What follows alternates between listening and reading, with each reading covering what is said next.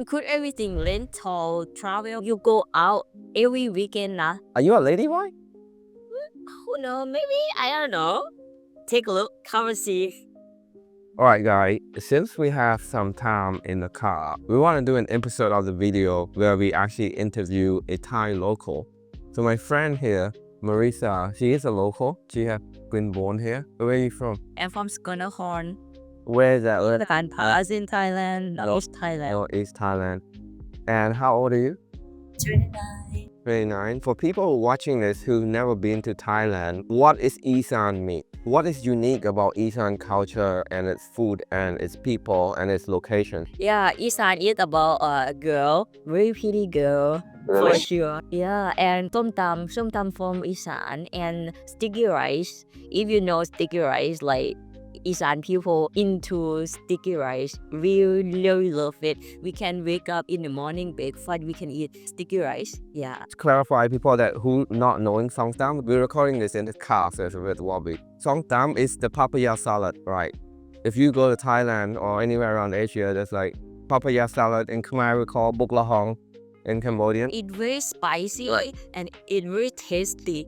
Some people like it, some people didn't like it. I understand. So Isan, just for context there, it's part of the northeast part of Thailand, very dry. Like they don't get a lot of rain. It's hard to grow stuff there.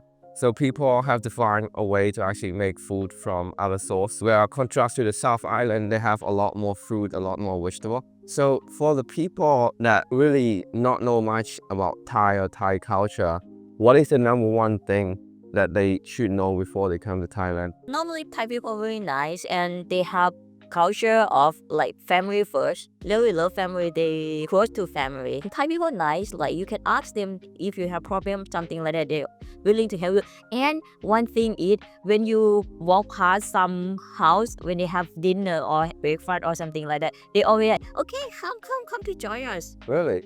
Yeah, so yeah, I mean, I experienced that a lot in Southeast Asia where like sometimes when you just walk past people having lunch or people having dinner, I honestly just stop by and look at what kind of food they're eating because of curiosity. They just invite you to have food with them right then and there.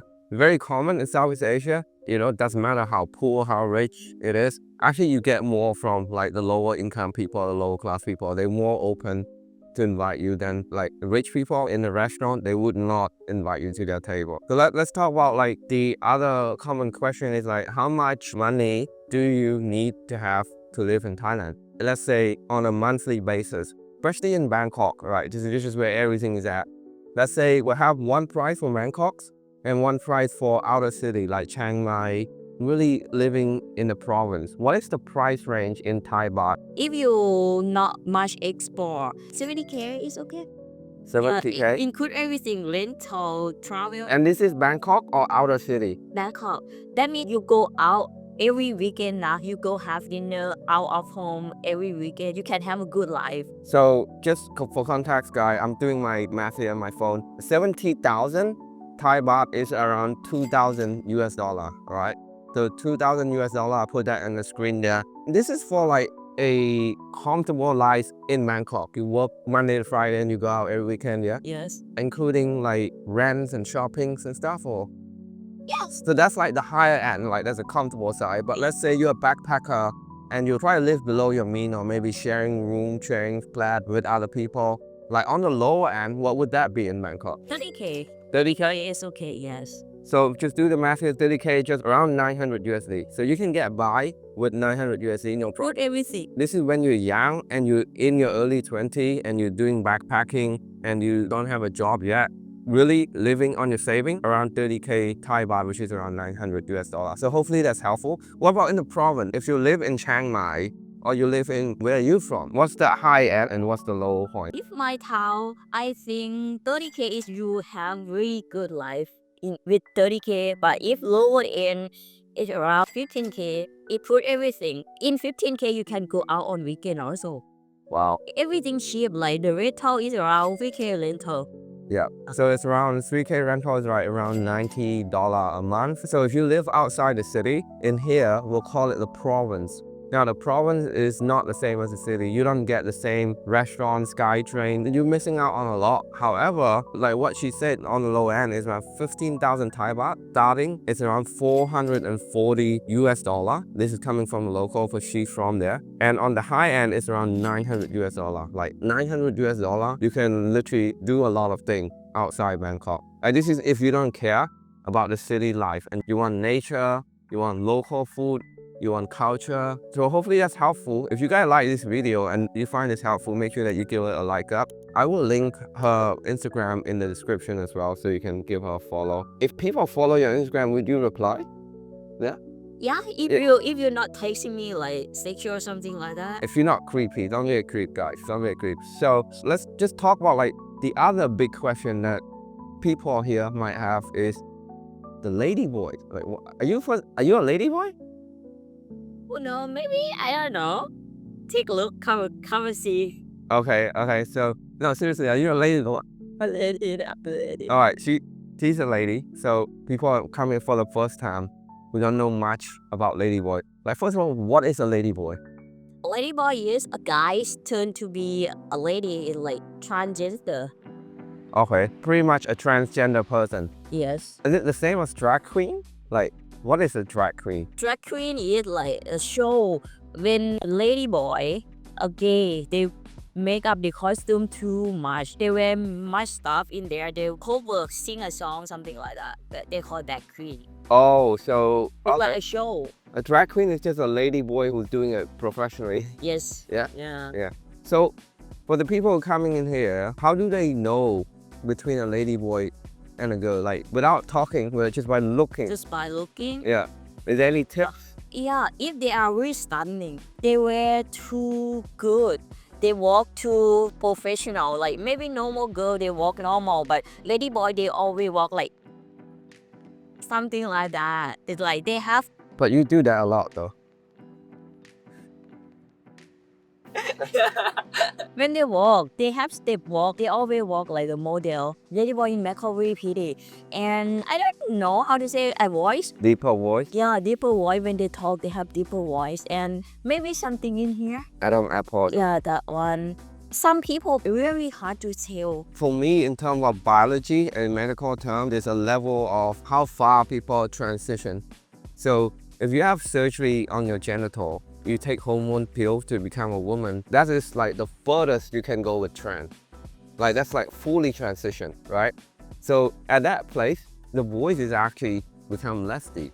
Here, there's a mixed variety of trans. Some people just literally wear a wig, right? Wear a wig and call themselves trans. It's not a binary thing, like in terms of transgender. In Thai, they have an ID card, right? The national ID card. Yeah. So you're born a guy. In your ID card, it's always remain a guy. The gender section is called guy. Doesn't matter how far you trans, if you change that midlife, your ID card still say you're a guy.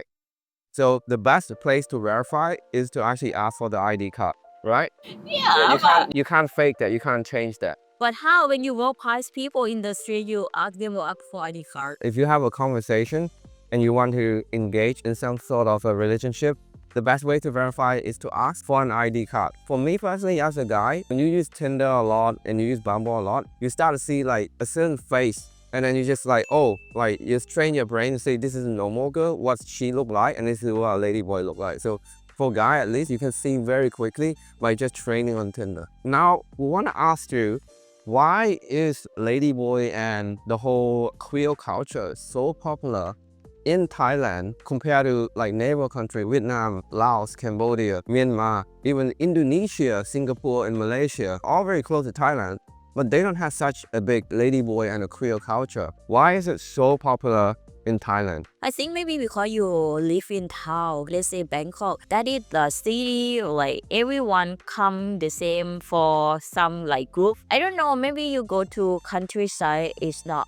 that much because people move here. Like ladyboy move here, and the important thing is we are quite free. We have freedom, and family have free mindset. Like they don't care what you're gonna like turn to be, tomboy, ladyboy, or whatever you want to be. Just be a good person. They just live their life, just like that. I also noticed is that in Thai culture, they actually value individual happiness more than like what society thinks. Yeah, as long as you don't do bad decision to other people. You don't harm other people, you don't cause trouble. Why do you think other countries doesn't have that? Cambodia and Laos is very close. They all Buddhist. Buddhist is more like a freedom relation. Why Cambodia and Laos doesn't have that? I think about like they're not open enough. Something they still want to cross. Like I trust they have a lot of ladyboy or gay, but they're not there to announce themselves. Oh, I'm a gay. I want to transfer to be ladyboy and keep silent to be gay.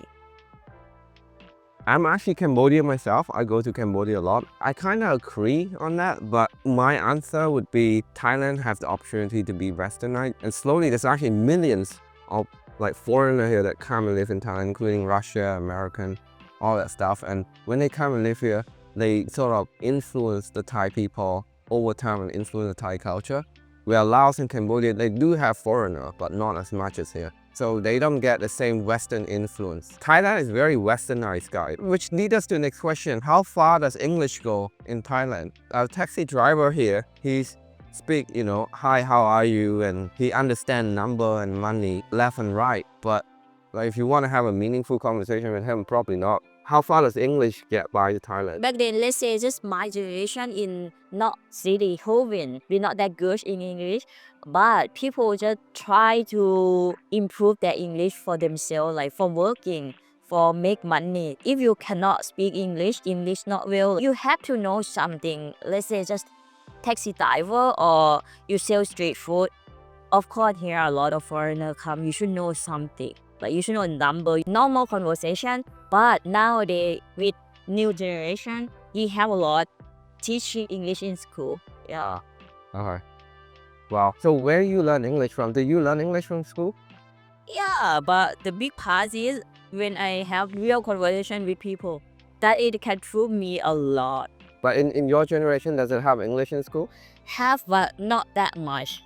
Okay. Yeah. Okay. And I heard you said you learned from Netflix. So Netflix is really big in Thailand. Everyone You do? have a Netflix subscription. A big part of it you learn from Netflix. Yeah, I start. Let's say before I have real conversation with foreigner, I start my English in Netflix and YouTube. Oh, okay. Yeah. And then you start having conversation with foreigner. Yes. This is why it's so easy to actually be a foreigner here, because people will approach you with intention to have conversation with you. Basically, the practice the English, right? Yes. But eventually it could mean something more, right? Turn to a friendship or something more like a relationship. That's great. But yeah, if you live in Bangkok and you live in the Sukhumvit area, which is an area known for an expat community and foreigner, this would be no problem getting by with English, because every local, every Thai people that live in that area will learn English. But if you go outside Thailand, just bring a tour guide or a translator or come with a Thai friend. That's pretty much solve most of the problems. So let's just talk about food. How to be like careful when it comes to food, because people that coming from overseas, I notice I have friends and relatives that come from New Zealand or Australia, they have food poisoning. How to be careful, even ice, right? How do you know when to drink ice? Where does the ice come from? How to be careful, take care of yourself when you first come to Thailand. Yeah, let's say number one is probably in my mind before you say it. The number one important is the ice. You should careful very much about the ice, because ice in the market, they put ice in the same box with the drinks. Let's say it's not that clean, but if you want to make sure the ice is clean, in buy ice in package. Let's say 7-Eleven or shopping mall. What about food in general? Like how you know what food is clean, what food to avoid? If you come here in beginning, please careful about cold food. Here you have a lot of street food. Make sure the street food you buy is kidding. It's warm, like it's new cook. If you have new cook, that means bacteria is die. I don't know. Yeah, okay. To be honest, guy, when I first come here from Australia, I just bring a lot of probiotic. Just want to make sure that your stomach is more resilient and more resistant to a lot of foreign bacteria. That's what I did. It worked out well, and I used to live in Asia. I was born in Asia, so all of this is nothing new anyway. So yeah, we just arrived in our destination. Hopefully you guys like this video. Consider give it a thumbs up. So if you want to know how I was able to semi-retire in my 20s, living in Thailand full-time, being a digital nomad, make sure that you check the link in the description on how to start your own no-code software business.